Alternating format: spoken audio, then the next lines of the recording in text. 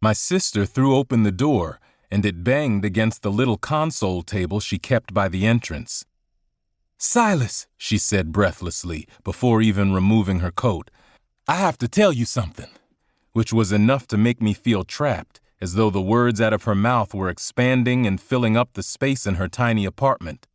I told her to calm down and apologized, and then I began making excuses for myself.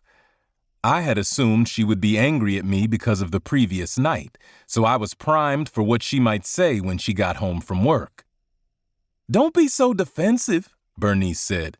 "I'm not talking about that." She tapped my legs so I would move them and then plopped down next to me on the love seat.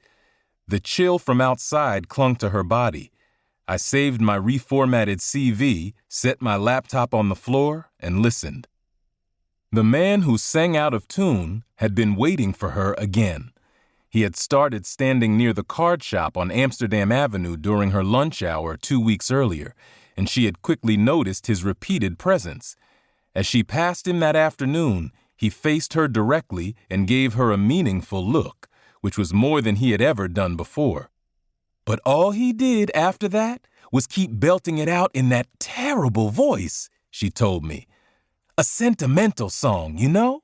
The sweetness of making love in the morning. Even though he was thin and light-skinned and wore those big clunky headphones.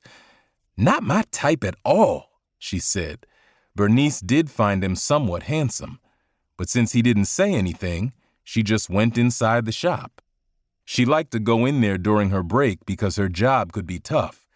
She worked as a guidance counselor for high school kids, soaking up their troubles all day long.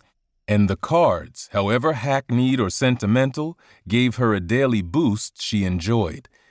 When she emerged a bit later, feeling affirmed, the man approached her.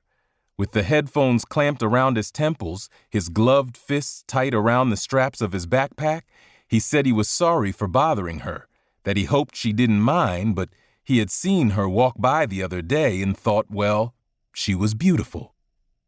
"Meanwhile," she told me, "with the kind of night I had, I'm sure I've never looked worse a day in my life." She didn't shake the hand he offered, but smiled at how flustered he was. His name, which he said was Dove, pleased her, and the way he scrunched his lips together and shifted them from side to side had what she described to me as a clarifying effect. Bernice laughed now and said, "So, long story short, I said yes."